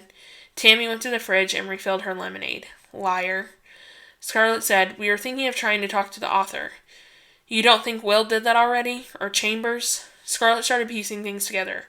Chambers would have shown it to you if he knew about it. He would have asked you about it, since I was the one who said I was going to the leaving. He would have asked us about it yesterday. Tammy twisted her mouth to one side. Suppose you're right. Scarlett felt something inside her turn sour when she said, it looks like in this book, it's an advanced society that is aware of and in communication with intelligent life forms on other planets. Tammy's eyes turned beady, rightfully so. Scarlett said, I'll go with you tonight if you let me do this. Tammy picked up her lemonade and turned toward the hall. You want to find someone like that? A writer? You go and you ask around in bars. From down the hall she called out, the divier, the better. Scarlett turned to Lucas and almost laughed. He raised his eyebrow and smiled. It's actually a really good idea. What's tonight? Long story, she said. Should we invite Kristen? Lucas seemed to stiffen when he said, if you feel like you have to. Scarlett was shaking her head. Not really. Had to trust this. Trust him. With everything. Had to start now. She said, she told me she thinks she remembers not liking me. I've been feeling like I'm not sure I like her, he said. So just us? She nodded. Just us. The words felt familiar. Just us. Just them. Against the world? What? She said, I have something inside me, Lucas. Something I swallowed. But of course I don't remember doing it. It's metal and oval. Turned up in the MRI. He touched her arm softly. Are you going to be okay? Yeah, she nodded. Are you in pain? He asked. No. Had he even thought about kissing her? So you're just waiting? She nodded again. I have a tattoo, he said. It's like a camera shutter. Click. Say cheese. Tried to picture what it would even look like in ink. Where? He pointed. Where he pointed. Intimate. All of this too intimate. Showed her a picture on his phone. Made her stomach flip. We're going to figure this out, he said. So we'll go in the morning. Yes. They lingered there a moment, and then he said, Can you take me somewhere now, actually? I don't have a car and, of course, thinking anywhere. Where? He said, I want to buy a camera. Lucas. He left her reading in the car and went into a large electronics store. They hadn't been able to find a proper camera shop close enough, so this would have to do. He'd wanted her to come in with him. He could tell her all about the book, already had. But no, she wanted to read it herself. Couldn't wait. Because what if only she could make the connection? The news was on the wall of televisions inside, and they were talking about the leaving. Apparently nothing else was happening in the world, or at least in Florida. Explain the distrust, the anger was saying. A man in a suit was saying, "The whole community down here was a part of this thing, you know? You'd be hard-pressed to find someone who wasn't deeply impacted by it when it was happening." Lucas stopped for a moment and watched. People came from miles away to help with the search. There were vigils and there was a whole ribbon campaign, if you recall, with people tying ribbons on trees and mailboxes. All too strange. Even years later, the turnout at those anniversary vigils at Opus 6 was huge. This was not a personal tragedy, so there are a lot of people who feel very emotional about this, and to have them come back, but not all of them, it leaves a sour taste. Lucas turned away from TVs to find cameras. People want the happy ending. They want answers. They want, mostly, someone to blame. And if we can't blame the person responsible, there's a tendency, yes, to blame the victim. There was a good-sized selection, a long row of cameras loosely wired to display shelves, but Lucas couldn't spend a fortune, so he narrowed his choices quickly. Ryan had given him some cash to keep him going while they waited for their father's estate to be settled, at which point Ryan guessed they'd have enough to live on for a year or so if they were lucky. Lucas began handling the cameras in his price range to see how they felt. He liked the styling of some, and not others, and didn't like snaps and shoots, felt drawn more to elaborate machines with manual lenses.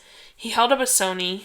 He liked the feel of it and peered through the viewfinder, one eye closed. "I see we have a Shutterbug," a saleswoman leaned on the display with a bony elbow.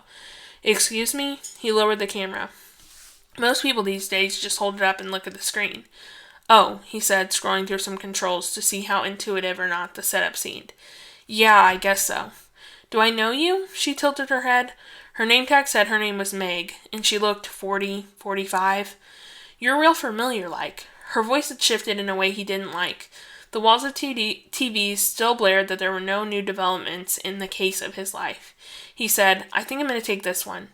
She unlocked the cabinet beneath the display and slid out a Sony box. He followed her to the register, and she rang up the camera while studying him curiously. All at once, the TV switched to a baseball game. He handed over a wad of bills. "I just figured it out." She held out the change. "I do know you." "No offense." He took out his change, folding the bills around the coins and shoving them in his front pocket. "But you don't know me." Her lips curled with offense. "Maybe you recognize me," he said, "but don't for a second think you know me." He grabbed the camera bag and turned to go. "No one believes your story," she called out after him. The automatic door slid open and he stepped out, heart hammering at his ribs. Camera crews had the car surrounded.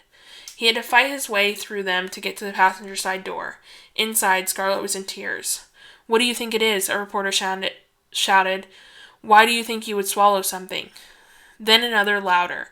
"Why aren't you doing more to help find Max?" "Start the car," Lucas said. She nodded but didn't move. "Start the car," he repeated. This time she turned the ignition with a shaky hand and put the car in reverse an inch back. The reporters pulled away and scattered and banged on the car some, but she just kept going, slow and steady, and in a moment they were free. "I like your haircut," he said at a stop sign, and her hand went to her neck. She said, "Thanks." Avery. It was a ridiculous thing to be jealous of Scarlett with some mysterious object inside of her at the center of the drama. Avery was on the outskirts and didn't like it here. She needed to be closer to the action, closer to information, because her mother was going downhill fast. She spent her days pacing and her nights fighting panic attacks. She'd wake up thinking she heard a knock at the door, then cry uncontrollably when it ended up not being anyone at all. Avery actually found herself wishing for a mannequin mom. She'd pose her by the pool with an umbrella drink and leave her there until all this was over. "What do you think it is?" Emma asked. They were on the beach. Emma had insisted. The hotel they were parked near was having a hula hoop contest. "I honestly have no idea." Avery was watching one contestant in particular, thinking maybe if Scarlett did some hula hooping, the object would get unhinged and come out faster. She thought about calling Lucas maybe 300 times already. "I can't imagine what she feels like," Emma said. "The whole world waiting for her to take a dump," Avery said. "Exactly." Avery shook her head. "I can't really imagine what any of them feel like." "What do you mean?" "I just mean the whole thing is messed up. Imagine if you didn't remember the last 11 years. Emma sat quietly, tilted her head. "Nope, can't imagine." Avery laughed. Emma was maybe not the deepest person in the world. "What?" Emma asked. "Nothing." Couldn't even explain. "No, what?" You're a good friend is all, Avery nodded, talking about this with me endlessly. You're a good friend too. Not lately. No? Emma was the kind of friend who would give her kidney if she needed it. Avery wasn't sure if she'd give anybody a kidney, let alone Emma. I'm keeping secrets from you, Avery said. Do good friends do that? There was no tracking information available on the book. There was no way to track the feelings she was having for Lucas now. Maybe I'm keeping some from you too, Emma shrugged. You know who wrote the note? No, of course not. Not that. Her mother had started checking the mailbox like crazy too. What am I going to do about my mom? Had the woman even gone beyond the mailbox since this all started again? This may make me sound awful, Emma said, but that's really your dad's problem. But he's not dealing. Then I don't know. I guess you're just there for her in whatever way you can be, without also losing your mind. I feel like that's my whole life story. If I ever write my biography, that'll be the title. I was there. There at the bus stop, there at the police station, there on the news, and on its birthday, and on Christmas, when they pretended it wasn't really Christmas, and on the anniversary, then his next birthday, the next anniversary, and in and out of breakdowns and misery for years. Emma said, You need a subtitle. I was there, Avery said, the story of the girl left behind. Not bad, Emma nodded. Not bad at all. Avery stretched out her legs, brushed some sand off one foot with the other. Do you remember last week? What about it? Emma giggled, not understanding. Last week, my biggest concern in life was buying new flip-flops and getting ready for auditions and planning the many ways in which I could do nothing this week. Yeah, Emma sighed. I liked last week. A few dolphins were swimming past. People who'd apparently never seen dolphins were making a fuss. Is it wrong that I really don't have any hope that they'll find him alive? I don't think so, Emma said. It would be wrong if you didn't want them to find him alive. Avery sat with that thought.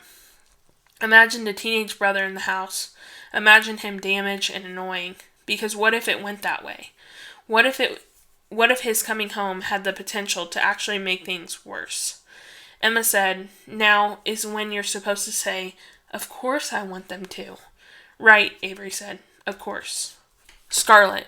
Walking up a lit pathway to an adobe-style house, Scarlett hoped that aliens might actually come to snatch her and spare her this experience.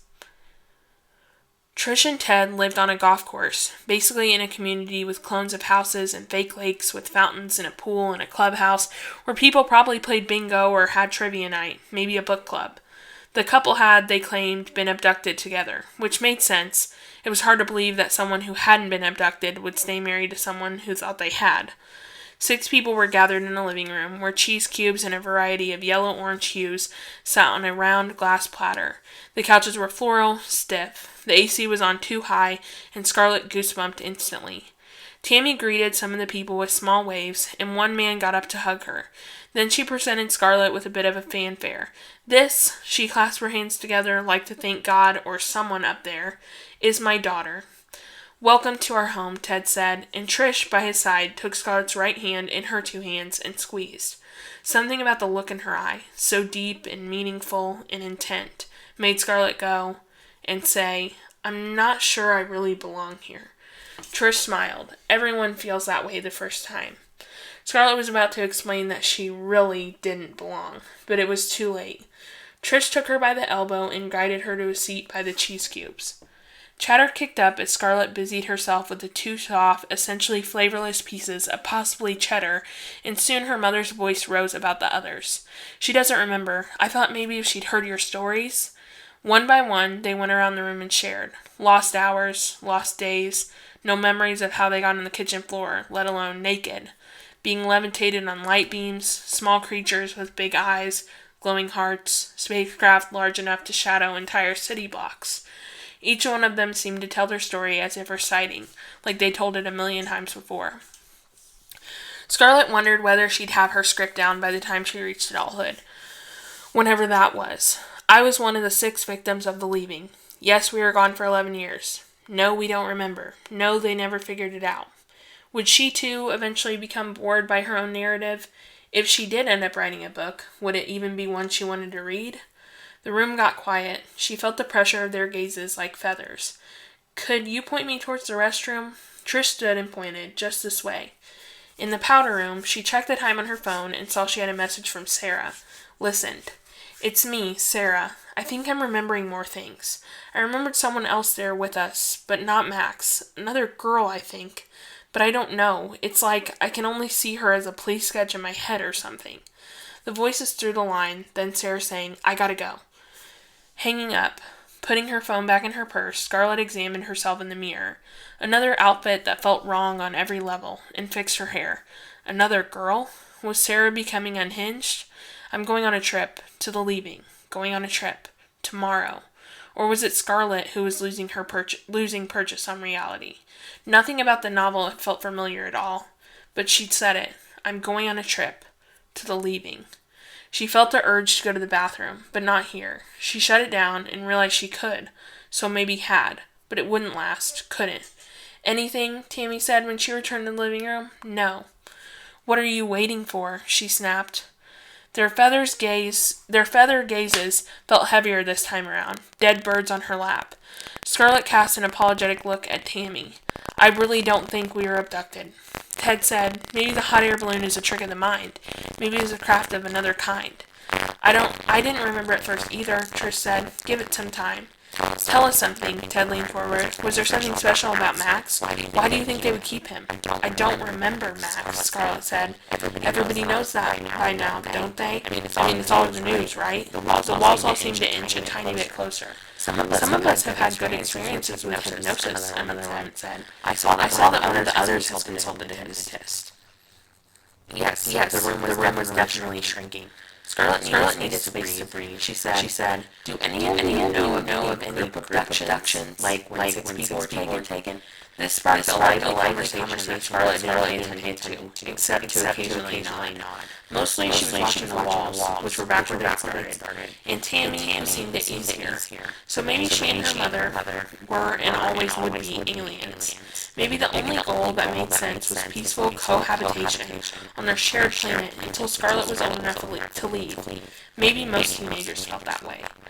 So what do you think? Tammy asked as they walked to the car after the meeting wound down.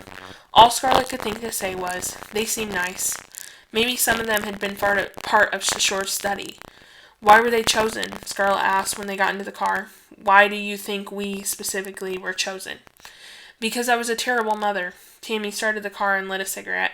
Because I didn't deserve you, because I was screwed up, and I was going to screw you up too. Scarlett opened the window. A lot of people are bad parents, if you even are. Not as bad as me, her mother sniffled and ashed out her window. Well, I'm sure you were doing the best you could, and anyway, you changed. You're better now. From the driveway through the living room bay window, the people inside looked so normal. Scarlett willed her mother to put the car into drive. Am I? Exhaling smoke through her nose. Or is it just that I mostly stopped having to be a parent, so I couldn't be a bad one? You're here, and I'm still your mother, but you don't need me the way you did when you were little. More ash out the window. The cigarette seemed like it wasn't getting any shorter.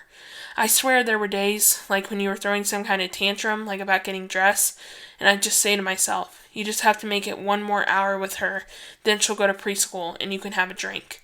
And I'd have a drink after I dropped you off, at 9 a.m. I used to tell the other moms I walked to pick up to get exercise, but it was because I'd be too drunk to drive by noon.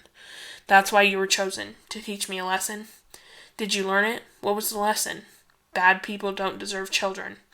But they gave me back to you, Scarlett said, trying not to breathe in smoke. And also it's not like I was the only one taken. The others were no prizes either, Tammy said. And yes, I'd been given a second chance, and I sure as hell won't blow it. But you're practically grown anyway. I could hardly mess you up now. No, Scarlett said. Someone else already did that. That's the thing, her mother said. You don't actually seem that screwed up. She finally started to drive. At home, the urgency was impossible to ignore. Something glinting, chopsticks, Tupperware, rubber gloves, soap, paper towels, hand sanitizer, more soap, more paper towels. So gross. Not a locket, not a religious medal. A stretched penny. Manatee Viewing Center, Anchor Beach. I love you. She washed it again. Could not wash it enough. Then put it in a clear, disposable glove she took from the box under the sink and tucked it into her skirt pocket. Anything? Her mom asked. Scarlett walked towards her room. Nope, she called down the hall. Good night. I love you. I love who? Who loves me? She looked up Anchor Beach on her phone. A power plant. where manatees go to stay warm in the runoff. Smokestacks on the water, while steam mimicked clouds. A long stretch of beach, piers of wonky wooden planks. She'd been there. I'm going on a trip. I love you. I'm leaving. Okay, that's where we're going to stop for today. On Friday, we'll have up day 3. And then we won't have up day 4 until Monday. So, if you guys need anything, any questions on the work, just reach out to me during office hours. And then Friday, there is no office hours, but you can reach out to me still, and I'll just get back to you whenever I can.